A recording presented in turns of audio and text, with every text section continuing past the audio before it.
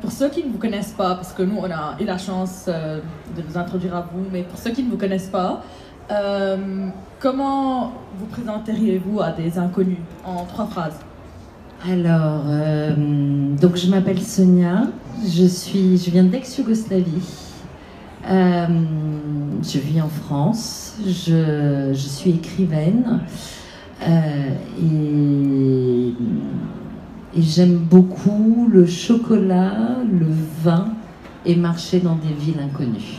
Lisant votre biographie et en assistant à votre présentation pour l'ouverture du prix littéraire, nous avons vu que vous avez une origine plutôt multiculturelle. Donc comment cette origine multiculturelle vous a aidé peut-être à commencer à écrire et a permis peut-être une ouverture d'esprit aussi dans l'écriture et le théâtre aussi? Alors je ne sais pas si ça m'a permis de commencer à écrire, mais le fait d'être en même temps étrangère partout et chez moi partout, puisque quand on vient de plusieurs endroits et qu'on a vécu dans plusieurs endroits, c'est un petit peu ça qui arrive, m'a sans doute appris à écouter, à regarder, à être perméable aux choses qui se passent, à être attentive, sans doute, j'espère, aux autres. Et je pense que ça fait partie des choses qui aussi contribuent à former un écrivain, le fait d'être ouvert au monde qui nous entoure et attentive. Ok, alors durant la présentation, on a discuté beaucoup du fait comment une personne commence à écrire. Oui. Donc c'était quoi vraiment l'événement ou le moment dans votre vie qui vous a mené à penser que moi j'ai envie vraiment d'écrire? Et c'est qui la personne qui vous a inspiré le plus, s'il y a une personne ou une chose en général?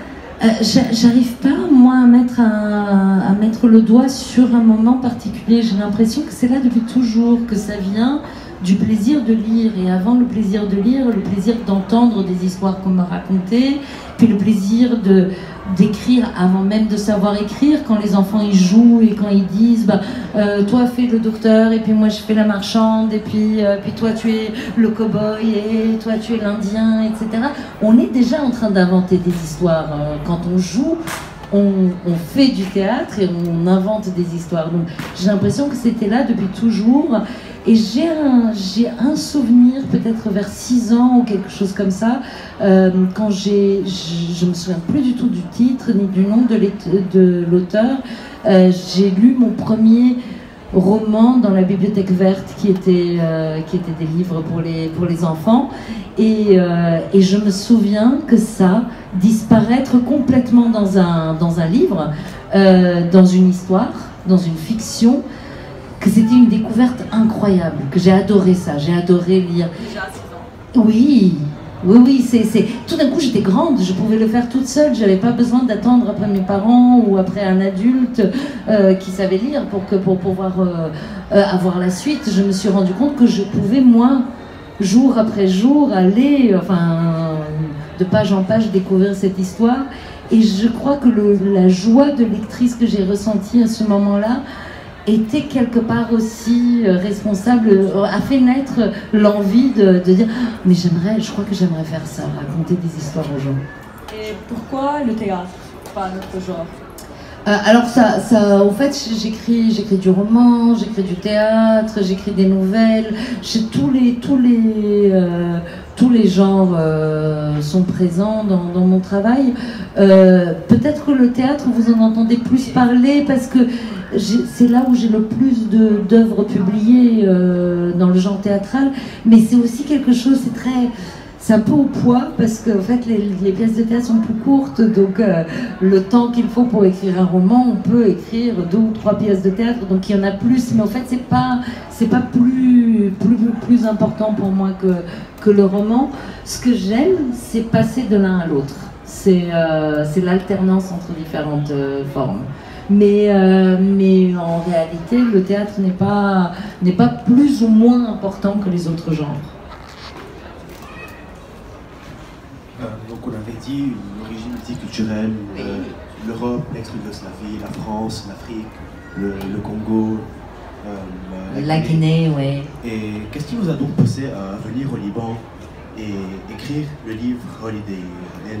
Et comment était votre expérience dans un pays comme le Liban, après avoir passé dans tous ces autres pays? Alors c'était un vieux rêve, le Liban. Avant de venir, je rêvais d'y venir. D'une part parce que quand j'étais adolescente et que je vivais à Conakry en Guinée, j'avais beaucoup de copines et de copains libanais, puisque la communauté libanaise en Afrique de l'Ouest est très, très grande. Donc je passais du temps avec, chez eux, dans leur maison, donc un petit peu dans des ambiances similaires à celles où Salma a grandi. Elle s'est sauvée. Et puis je trouvais plein de points communs avec ma culture d'origine. Je trouvais que il y avait des choses dans les goûts, dans l'humour, dans les influences que je trouvais très similaires. Donc forcément j'avais envie de découvrir le pays dont étaient originaires ces familles. Et puis par la suite, vous avez dû remarquer, d'après mes textes, la géopolitique, c'est quelque chose qui m'intéresse beaucoup. C'est vraiment, j'ai un rapport très passionnel avec l'histoire et la géopolitique. Et forcément, dans l'histoire du XXe siècle, le Liban a malheureusement été un endroit charnière dans plein d'événements, donc ça m'a intéressée. Et à travers tout ça, à travers les livres lus, les choses que j'ai apprises, etc., ça n'a fait que nourrir mon envie de découvrir ce pays. Et une fois que j'étais là, j'avais dit que je n'écrirais pas sur la guerre, que justement j'avais beaucoup écrit sur la guerre en ex-Yougoslavie, que je n'allais pas revenir là-dessus, que j'avais envie de travailler sur autre chose. Mais forcément, en passant 3 mois et demi ici, j'ai été rattrapée par des histoires, et donc voilà, Holiday Inn est né aussi de tout ce que j'ai lu, vu, tout ce qu'on m'a raconté pendant que j'étais au Liban, etc. C'est devenu un mélange de tout ça. J'ai une question sur ce que vous venez de dire. Ok, alors quand on était à la présentation, une demoiselle, je me rappelle, elle vous a posé une question sur l'art d'écrire en général. Et vous avez dit que vous n'aimez pas toujours avoir une thèse ou le style engagé. Mais vous ne pensez pas que quand vous êtes en train d'écrire des œuvres, en discutant par exemple de la guerre civile au Liban, ou comment vous comparez le Holiday Inn libanais à ce qui s'est passé en ex-Yougoslavie, vous ne pensez pas que c'est engagé? Parce que même si vous ne voulez pas vraiment donner un message, il y a pour les lecteurs un message. Alors moi je suis convaincue que tout acte de création est engagé, c'est-à-dire que soit on fait des produits de consommation, quelque chose, donc on peut aussi écrire des livres juste parce qu'on pense que ça va très bien se vendre, que ça correspond à un goût du public, etc. On peut formater des choses pour que ce soit des produits qui marchent bien et qui nous font gagner plein d'argent, même si je suis pas sûre que ce soit si facile que ça. Si on avait la recette, beaucoup de gens le feraient. Donc moi je pense qu'à partir du moment où on observe le monde et où on porte un regard sur ce monde, forcément on est engagé dans ce monde-là. Ça ne veut pas dire qu'il y a un message. Par exemple dans Holiday Inn, il n'y a pas de message. Je ne vais pas écrire un livre pour dire que la guerre c'est mal. Je veux dire, on le sait, tout le monde sait que la guerre c'est pas un truc génial. Et puis en plus, dans Holiday Inn, j'essaie de ne pas porter de jugement sur mes personnages, de dire un tel a raison, un tel a tort, etc. Et d'essayer de trouver leur humanité, même dans les personnages les plus monstrueux, et sans rien dévoiler de Holiday Inn, il y a un personnage qu'on pourrait qualifier de monstre et qui finalement n'est pas décrit comme tel, il est décrit comme quelqu'un donc c'est dans ce sens-là, c'est au lecteur, à la lectrice de décider, et surtout là, comme on est dans les allers-retours entre ce moment de la guerre civile libanaise en 75 et un moment de la guerre du siège de Sarajevo en 95, à aucun moment j'essaye de me mettre à la place de tous les personnages. C'est-à-dire quand c'est Fadi qui parle, il parle du point de vue d'un garçon d'une famille maronite, on va dire plutôt modeste. Quand c'est Samir qui parle, il parle du point de vue d'un Fédaï. Quand c'est Kate qui parle, c'est du point de vue d'une étrangère qui ne comprend pas forcément tout ce qui se passe, mais voilà. Quand c'est Anna qui parle, c'est le point de vue d'une journaliste aussi, d'une occidentale. Donc j'essaye, c'est ça qui est génial, particulièrement avec l'écriture théâtrale, c'est qu'on peut épouser des points de vue très très différents. Pas prendre un parti. Oui, il n'y a pas de...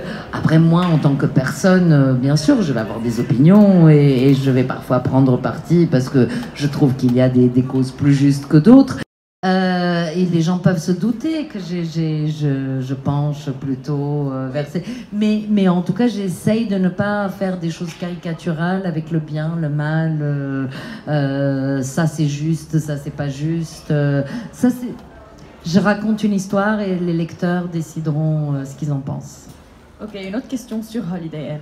Ouais. Après que j'ai fini l'œuvre, j'ai senti que c'était en fait une œuvre un peu énigmatique. Le début, c'est un peu in medias res, on ne comprend pas ce qui se passe, on ne comprend pas ce qu'il y a de personnages qui discutent. Et puis, à fur et à mesure qu'on lit, on sent comme si les pièces se rassemblent et on comprend en fait ce qui est qui. Et quel est le lien. Oui. Alors ma question est la suivante. Quand vous êtes en train d'écrire une œuvre, est-ce que vous savez où vous allez en venir? C'est-à-dire, dès le début, vous savez que c'est comme ça que vous allez finir votre œuvre, ou ça s'assemble à fur et à mesure que vous écrivez? C'est vraiment au fur et à mesure. Au début, c'est vraiment comme un jeu de pistes. J'ai l'impression que moi, je découvre au moment où j'écris. Au début de Holiday Inn, j'avais vraiment juste ce personnage. Je pense que le premier personnage, c'était Samir, ce qui allait devenir Samir. Et je voyais ce garçon d'une trentaine d'années, la grande vingtaine, la petite trentaine, en 75. Je voyais comment il était habillé, je voyais comment il marchait, je voyais... Et puis est venu ensuite ce personnage de Kate, de cette femme plus âgée, qui a une relation trouble avec lui. C'est pas vraiment une relation de séduction, mais c'est pas non plus une relation complètement maternelle. C'est quelque chose d'un peu étrange, ambivalent, ambigu. Et puis les choses ont commencé. À un moment donné, j'ai retrouvé ces histoires de Sniper Safari dont j'avais entendu parler. Je me dis, il y a quelque chose avec ça aussi. Et donc, souvent dans Holiday Inn, souvent c'est le cas, mais dans Holiday Inn particulièrement, j'avançais dans le noir. Je me disais, ça sera à 20 ans d'écart, ces deux histoires, mais il y a un lien. Mais je ne sais pas encore quel est le lien. Et c'est en travaillant, à un moment donné, vraiment, c'est comme une découverte. Mais oui, bien sûr, parce que ça, c'est lié avec ça, et ça, et là, je suis comme un enfant qui vient de découvrir une réponse d'une chasse au trésor. Je me dis, mais c'est ça, en fait, le lien. Donc, en fait, c'est comme les lecteurs. Oui. Après, je reviens en arrière, parce qu'il faut ensuite, une fois que j'ai, moi... compris, il y a des choses qui ne marchent plus parce que pendant que j'écrivais, je tâtonnais, donc je partais sur des fausses pistes. Donc il faut revenir au début et en sachant la fin et réécrire tout. Mais il y a des livres où je n'ai... C'est pas le cas de tout, hein. Il y a des livres où je sais la fin au moment où je commence à les écrire. Je sais exactement quel sera le dernier chapitre. Par exemple, dans Orage, je savais exactement quel serait je savais pas des choses au milieu, mais je savais comment ça se terminait. Et puis il y en a où je découvre un peu avec les lecteurs et puis je reviens en arrière. Il y a une question que je voulais vous poser depuis le début. Oui, et profites-en.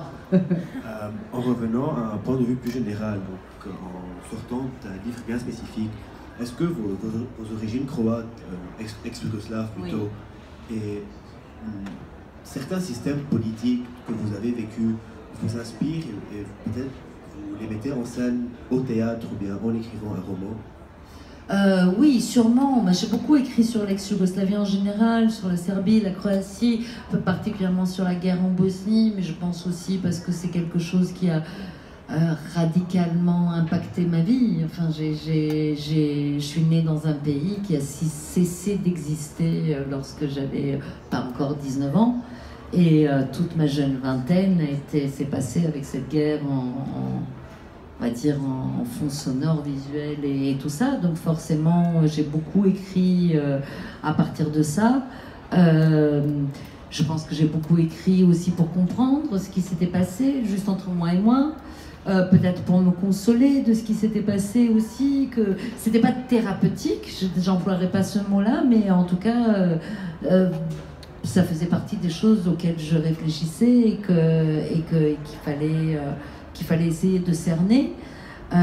Et après, il y a aussi des choses qui sont liées à l'ex-Yougoslavie, qui sont la fin d'une utopie. C'était un des pays fondateurs du non-alignement. Je ne sais pas si vous l'avez travaillé un petit peu dans votre programme d'histoire, c'est-à-dire au moment où vraiment le monde était très polarisé entre les États-Unis et l'ex-Union soviétique. Il y avait la Yougoslavie, l'Égypte, l'Inde, etc., avec beaucoup de pays d'Afrique qui étaient non alignés, qui ont dit on va aller ni avec les uns ni avec les autres, on va proposer une troisième voie, etc., et qui était quelque chose en quoi j'ai beaucoup cru, enfant et adolescente, et qui était, oui, une espèce de voie utopique. Donc je pense que ça aussi, ça ressurgit d'une manière ou d'une autre dans mon écriture.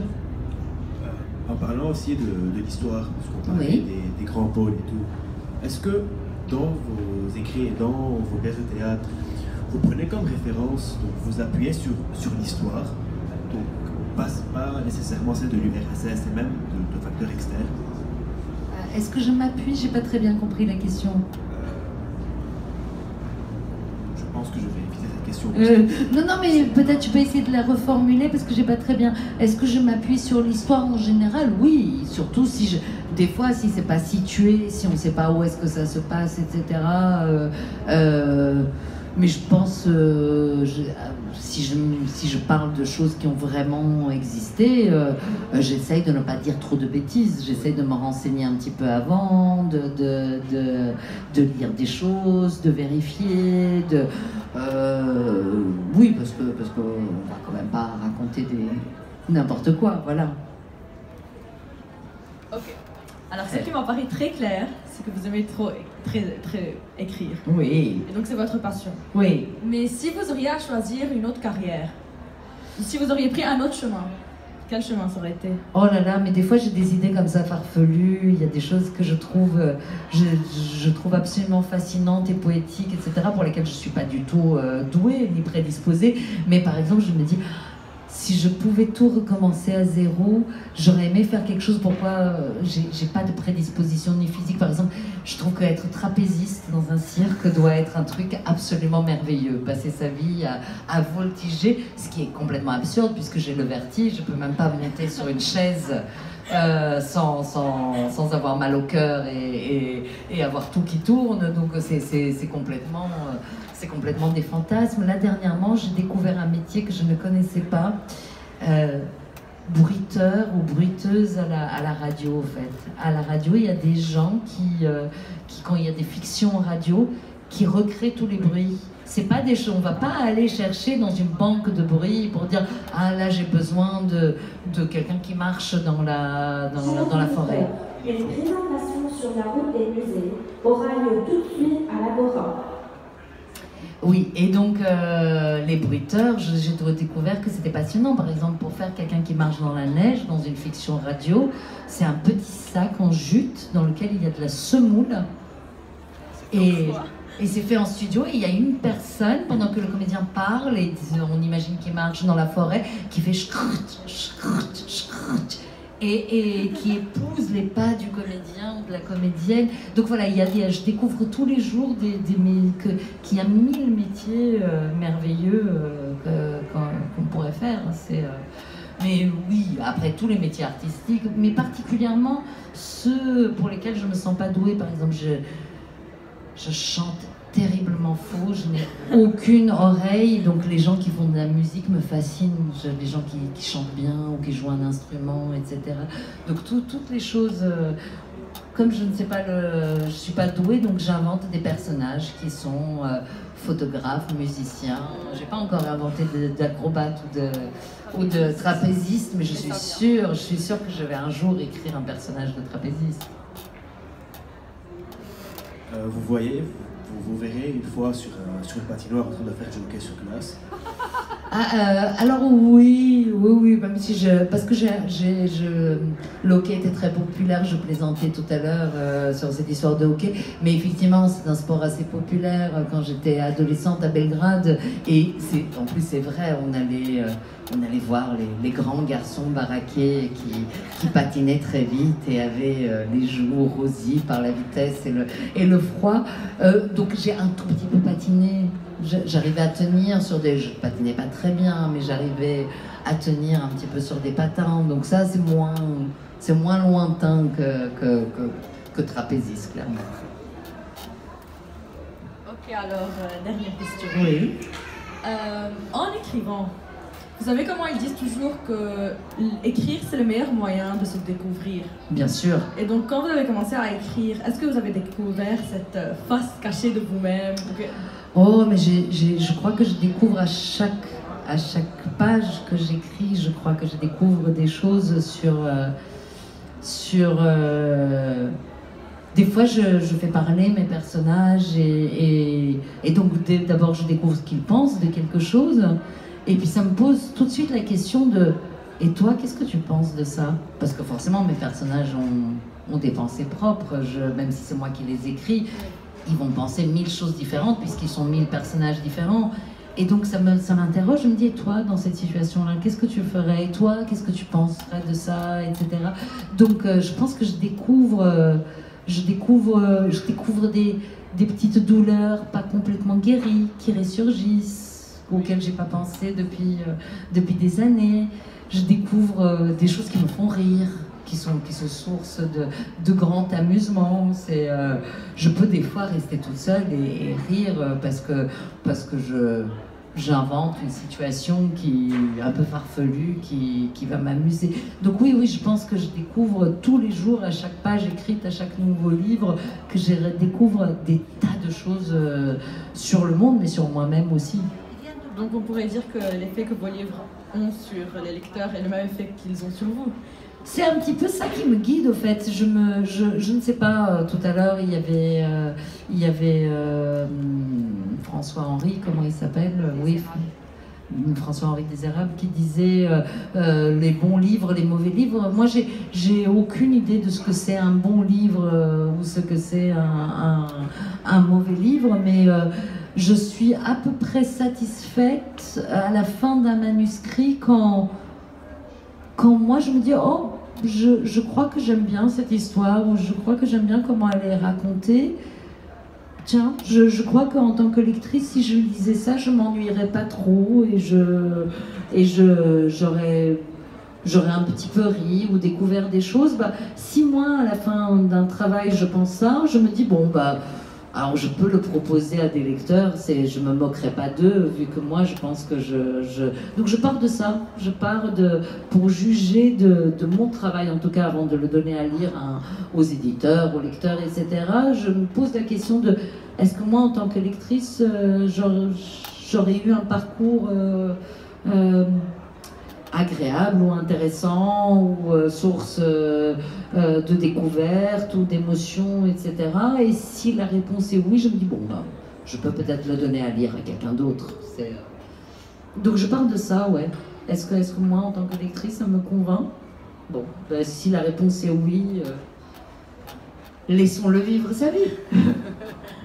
Ok, merci beaucoup. Merci à vous.